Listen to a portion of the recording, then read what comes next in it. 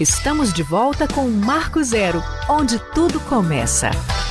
Muito bem, estamos de volta com você, Marco Zero, nesta bela manhã de sábado, véspera do Dia das Mães. Estamos com 17 graus de temperatura em Foz do Iguaçu. Nosso outono está aí dando o ar da graça. Diz aí nos institutos de meteorologia que a partir de amanhã começa o frio, dá um tempo, vai embora, volta o calorzinho aí. Será que teremos, meu amigo Paulo Bogler, o veranico de maio? Essa estação ela é de transição, né, mocinho? Então acho que com base nisso é que as previsões aí apontam essa alternância, né? Uma semana um pouquinho mais frio, a outra já vem esse calorzinho, é o que a gente espera, né? Vamos ver. E sabe quem que gosta dessa alternância de chuva, calor, calor e chuva? Ele, o Aedes. O mosquitinho corintiano, porque ele é branco e preto, né? Mas esse corintiano, né, ninguém gosta dele porque traz muita tristeza. E inclusive ontem nós tivemos a notícia de uma garotinha que acabou falecendo de dengue aqui em Foz do Iguaçu. Claro, o exame ainda não está pronto, vai demorar cerca de 15 dias, mas de qualquer maneira fico alerta, né? As pessoas não dão tanta importância para a dengue, acham que ela não é uma doença terrível, uma doença fatal, mas é. E esse é a pauta, é o assunto agora do nosso próximo entrevistado aqui dentro do Marco Zero, meu caro Paulo Bogli. Corretamente, moceiro. Foz do Iguaçu está em alerta, né, com o avanço da dengue. No ano epidemiológico, aí, desde agosto de 2021, são mais de 6 mil notificações e 400 casos confirmados nesse período, né? A doença preocupa em razão principalmente do aumento do número de casos registrado nesses últimos dias, nessas últimas semanas. Para trazer esses dados atualizados e também discutir com o nosso ouvinte, com o nosso espectador que nos acompanha em todas as redes, nós recebemos o Jean Rios, mais conhecido como Jean do CCZ, ele que é o coordenador do programa de vetores do Centro de Controle de Zoonoses, esse órgão aí que faz um importante trabalho aqui na nossa cidade. Jean, bom dia, seja bem-vindo ao programa, obrigado por atender ao nosso convite e trazer esses esclarecimentos para a população. Bom dia, eu que agradeço o espaço aí para a gente falar de um tema tão antigo, né, tão fácil de combater e infelizmente ano após ano, aí como vinculado agora, ceifando vidas, né? Infelizmente, triste por esse acontecimento. Muito triste. Ô Jean, novamente, né, como você disse, não é coisa nova, a gente está enfrentando uma situação preocupante que pode nos levar aí a um registro de epidemia novamente, neste ano epidemiológico que está aí ainda em curso.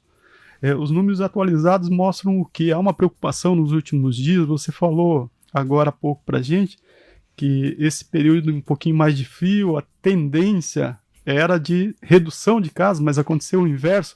Contextualiza para a gente, por favor. Certo. Muitas pessoas falam assim, o estado do Paraná entrou em epidemia e por que só o município de Foz? Então nós fazemos a nossa avaliação semanalmente. Historicamente também nós temos uma média de casos, né? A gente fala que é o canal endêmico, então nós temos aí um limite inferior, que para o município de Foz do Iguaçu, a dengue ela seria normal naquela semana, né? O mínimo de caso esperado para qualquer semana no ano são 12 casos e o máximo 30. Então, quando você tem uma quantidade de casos dentro desse limite, ele está aceitável, digamos assim. E quando ultrapassa esse limite, aí sim poderíamos falar que naquela semana o município, né, estaria em epidemia. O que preocupa agora é que essa crescente, nós estamos aí com um aumento considerável na quantidade de casos notificados da doença em relação aí a esse aumento das últimas semanas. Então, assim, nós temos mais de 6 mil casos notificados e apenas 400 casos confirmados. O CCZ, ele trabalha quando o caso é notificado. Por quê? Porque a pessoa, quando procura uma unidade básica de saúde e é notificada para dengue, ela está com sintomas, então isso significa que ela está no período de viremia. O período de viremia é quando esse é o período que o mosquito, ao se alimentar dela, ele se infecta com aquele vírus e depois de um tempo ele está apto a transmitir. Então esse aumento considerado nessa quantidade de casos, né, tipo 400, até 500 casos por semana, é muito preocupante e muitas vezes aí ultrapassa, né, a nossa capacidade de dar atenção àquele pequeno surto que está acontecendo nos bairros. Essa capacidade de atender relacionada aos números, gostaria que você explicasse o que representa 6 mil notificações e mais de 400 casos confirmados nesse período em relação aos anos anteriores. Se dá para comparar, se você tem esses dados aí à mão. O ano ano epidemiológico 2020 e 2021, ele foi a maior epidemia já registrada no município, né, em torno de 26 a 27 mil casos notificados da doença, e a tendência era que poderia ser muito pior. Mas com o advento ali de uma segunda epidemia causada por vírus, né, no caso uma pandemia de Covid, isso também impactou significativamente. Estudos ainda faltam para ver a agressividade, né, esse comparativo do vírus da dengue e do Covid, mas sabe-se que mundialmente só foi falado do Covid, então digamos que as pessoas aí tenham deixado um pouco os cuidados da dengue de lado. Mas assim, quando nós recebemos essas notificações, nós fazemos o geoprocessamento, né? E nós com isso nós conseguimos identificar quais são os bairros que estão apresentando a maior incidência de casos, certo?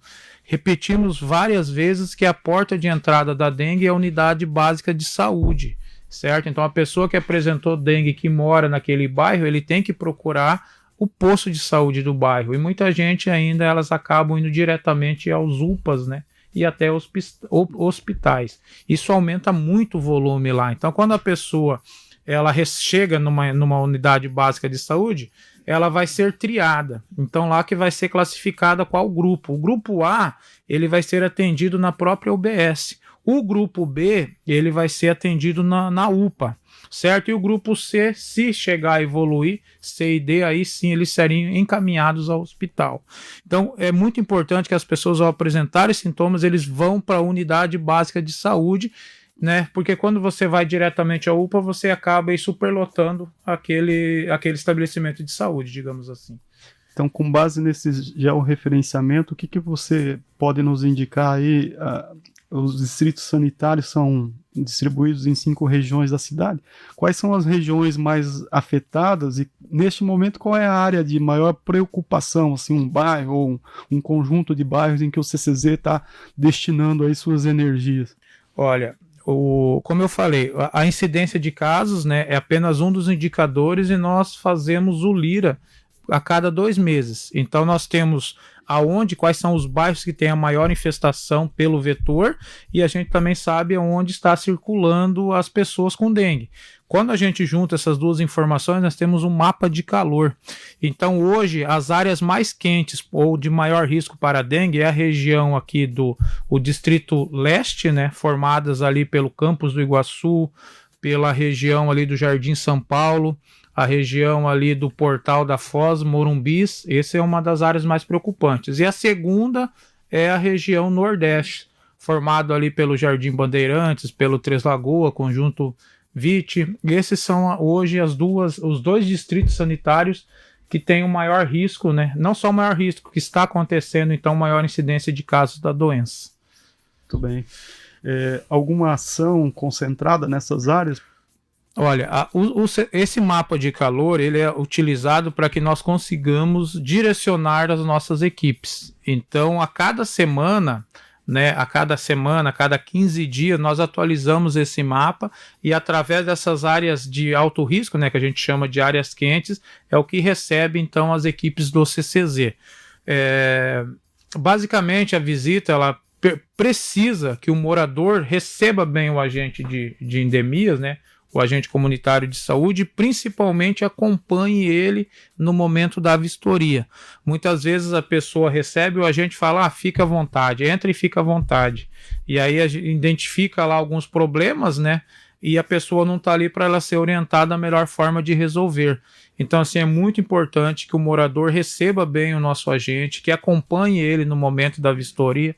Se ele verificar aí uma calha entupida, se ele verificar um poço, uma fossa, se ele identificar criadouros do mosquito, ele já vai estar orientando e resolvendo na hora. Então, assim, é a parte que a gente fala, né? Essa união da população com o poder público para que a gente consigamos vencer esse mosquito. Ô Jean, uma novidade aí no combate à doença é a instalação das estações disseminadoras de larvicidas, EDLs, projeto da Fiocruz Amazônia em parceria com o Ministério da Saúde. Como é que funciona essas estações? Vocês já estão utilizando? Com que frequência e quantidade?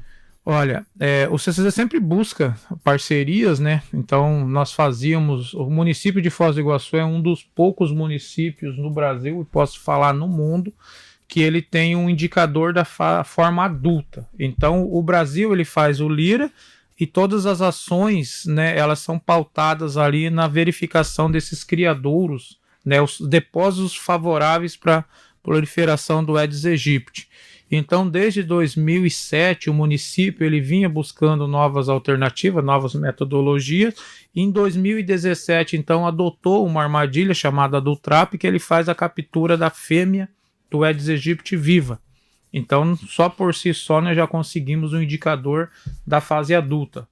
Com outras parcerias, então, nós conseguimos fazer, através do exame de biologia molecular, a detecção viral. Saber que se essas fêmeas que já estavam alimentadas, capturadas nessas armadilhas, estavam infectadas com algum vírus.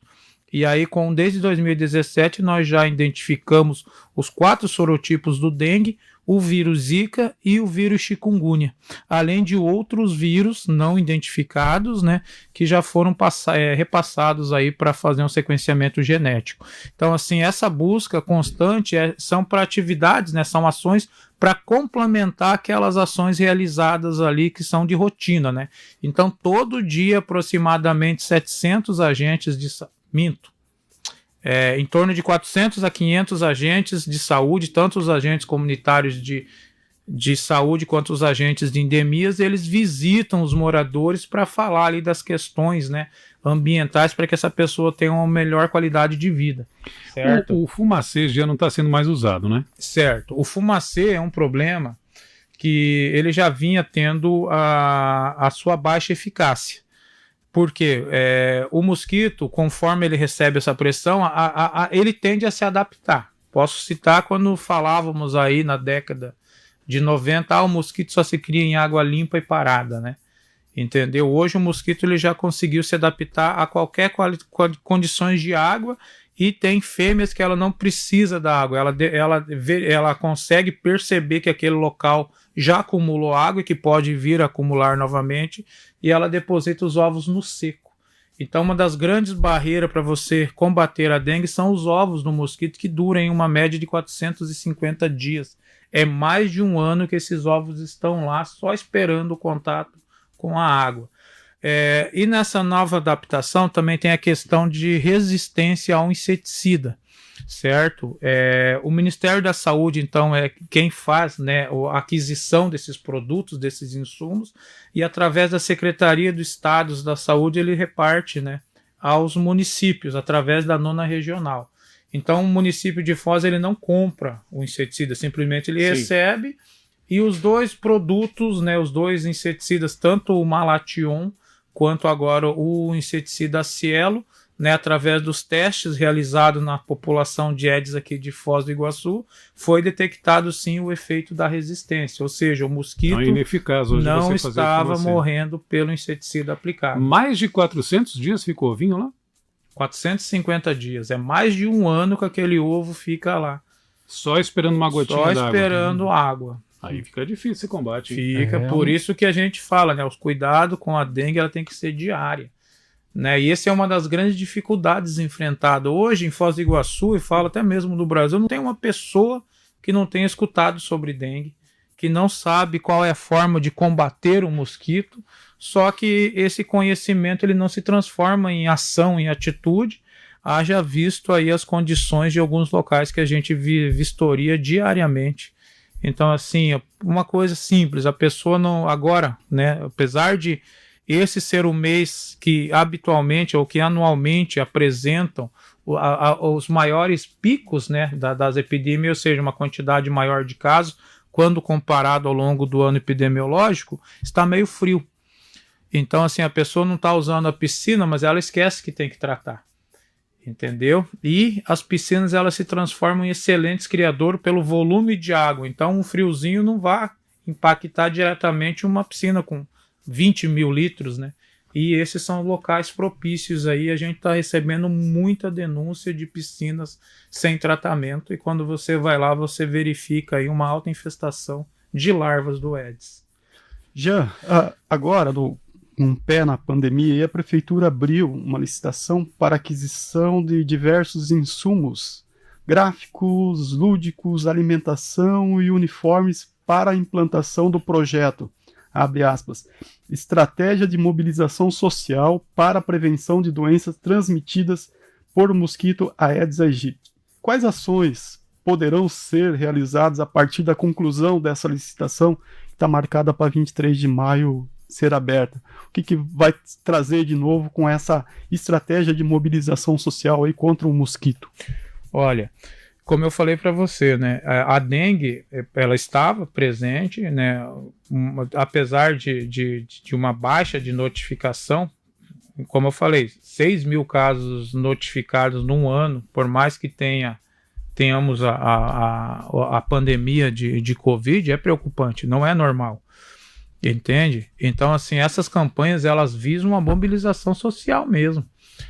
Agora, com a retomada das aulas, né, presenciais, então, assim, tentar esse apoio de outras secretarias, sabe? O CCZ, ele faz parte da Secretaria da Saúde, mas a gente sabe que a dengue é um problema, é um dever de todos.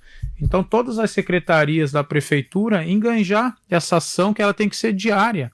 Você entendeu? Os cuidados contra o mosquito da dengue, ele tem que ser diário. A gente não precisa chegar a uma epidemia para que as pessoas falem, vamos cuidar do mosquito. Diariamente. Então, esses cartazes, todos esses materiais, esses insumos, é para reforçar a importância de cada secretaria, cada pessoa, cada entidade, a sua importância para combater, né, fazer parte desse exército, para que possamos vir a vencer esse mosquito. Muito bem. A gente está caminhando para a reta final da conversa e você já adiantou algumas situações aí em relação à piscina. Você pode complementar a sua resposta? Eu tinha comentado, você tinha perguntado da EDL, né? Então, a EDL é uma parceria, assim como eu falei, é fruto dessas parcerias que o CCZ vem buscando. O município de Foz, ele somou com outras 11, né? São 12 municípios brasileiros, certo? Somos o segundo município aqui da região sul que está adotando esse projeto, né? Então, o que vem a ser uma estação disseminadora de larvicida? Então, é um pote, e esse pote vai água. Então, a água que é o que a fêmea procura para botar seus ovos. Só que nesse pote tem um tecido, e esse tecido, então, ele é impregnado por partículas de larvicida. Então, partículas em micras tão pequenas que quando a fêmea, ao entrar em contato com esse tecido, porque o comportamento do Aedes, da fêmea dele, é sempre depositar seus ovos na superfície do depósito. Então ele vem, ela pousa ali, ela começa a caminhar ali nesse tecido e ela acaba se impregnando com essas partículas de larvicida. E quando ela tem também no seu hábito espalhar, né, aquela postura, aquela quantidade de ovos na maior quantidade possível de criadouros, isso também é uma grande dificuldade em combater o Aedes, porque primeiro, o mosquito já bota um ovo que dura mais de 450 dias, né, mais de 400 dias. E além disso, ela espalha esses ovos na maior quantidade possível de criadouros.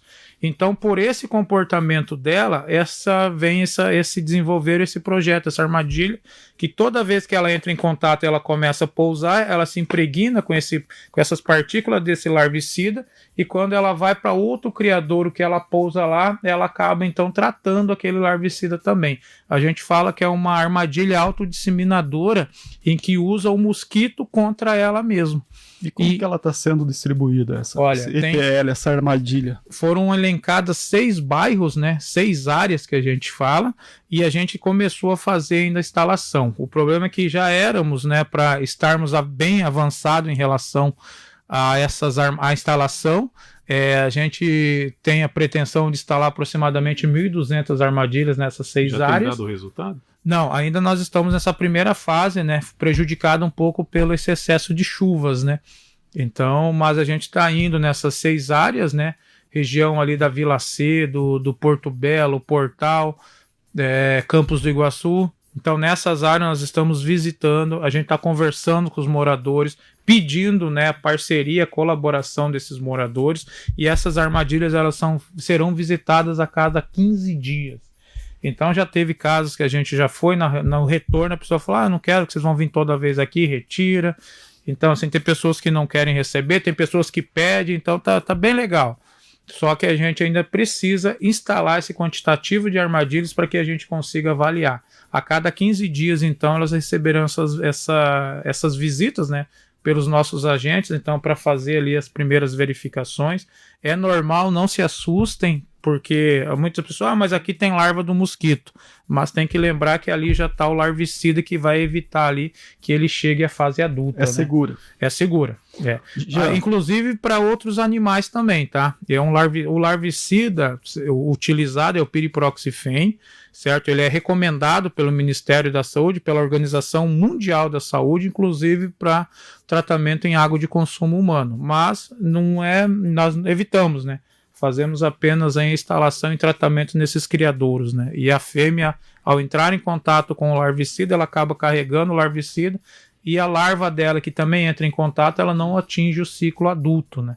Então é uma armadilha segura, certo? Não, os riscos biológicos eles são os mínimos possíveis, e depende sim dos moradores dessas regiões para aceitar bem e fazer parte do projeto.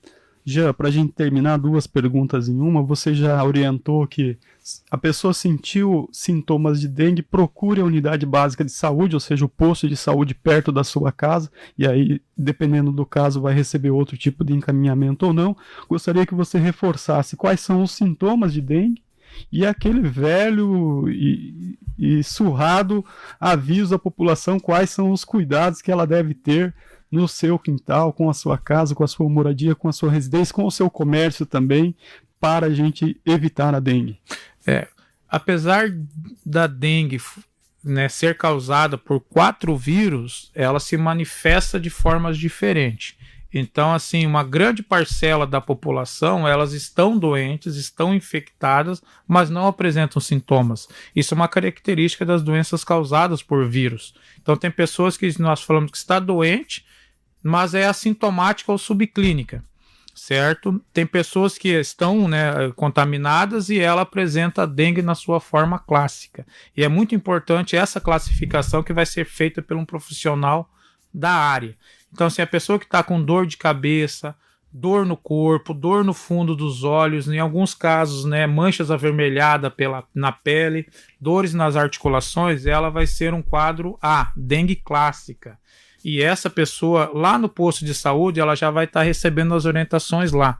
Quando a pessoa, então, apresenta, além desses sintomas, outros sintomas, por exemplo, hemorragias espontâneas, dores abdominais, aquela pele fria e pegajosa, úmida que a gente fala, então ela já seria classificada para outro grupo, entendeu? Então poderia ser uma dengue grave.